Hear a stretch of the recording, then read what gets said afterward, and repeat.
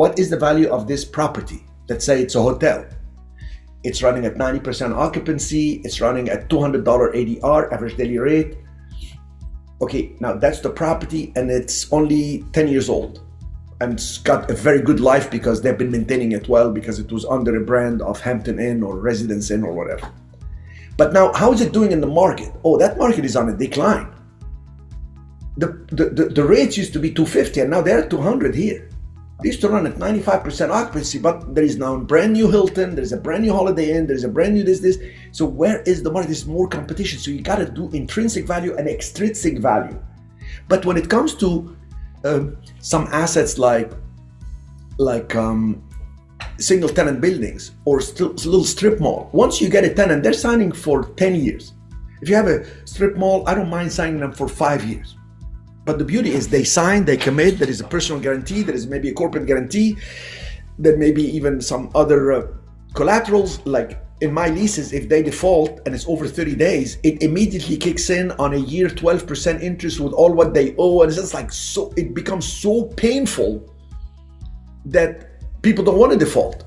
And guess what it does? It weeds out any weak tenants that want to come in, because I can't absorb problem that people can bring to me. The whole idea of business is to be free, not to actually take more liabilities. That's why you find new people are willing to take, like new people entering in the business are willing to take more risk because they want money, they get anxious.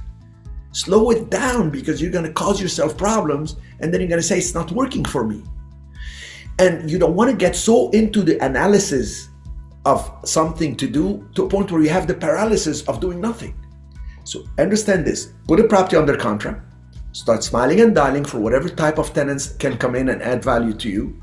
And once you have the tenant lined up, you can make the decision to either buy it or raise money to buy it for your team, for your fund, or actually assign it to a list of cash buyers with the added value. And Adele, that's how you're gonna make the money. There's plenty of money to be made. You can even do it in notes, like people that sold properties and carried financing. Let's say they carried, just around the number, carried a $100,000 note at 8%, so it's paying $8,000 a year. But that person needs money. It's against a commercial property. And the person now says to you, and you advertise, I buy notes at a discount, performing notes. So that mortgage note, somebody sold, carried the financing, it's secured against the property. They need the cash. So you tell them, I see that the face value of the note is 100,000. I see that I've been paying you for 6 months, so it's seasoned. I see the payments, you're sending me the payments on the bank account. That person that bought from you is making payments to you, is making payment to the bank. So I'm willing to buy it from you, but I'll give you 80,000. So you're gonna buy it at a discount. It's worth 100,000, it's gonna be paid off in 3 more years. But guess what? You're buying it at 80. Why? They need the 80. So now you bought it at 80,000. It gets transferred to you through a title company and escrow and everything clean, done through the proper channels. They run title, they see that it's recorded, etc. And now the payments, they receive, the payor, the people that are in the property that bought it making payments to that person will now start making payments to you. The payment was 8% because you bought it at a discount is coming to you at maybe 11 or 12%. And then in 3 years, boom, you're gonna get the payoff, you get an extra yield of $20,000.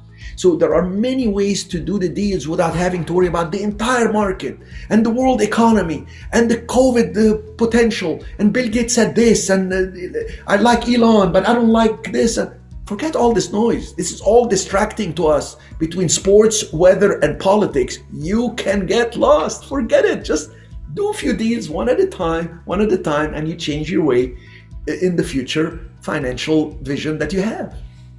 Okay, Adele, hopefully that helps. And I like the retail. You're in the retail, so you're good. Mm-hmm.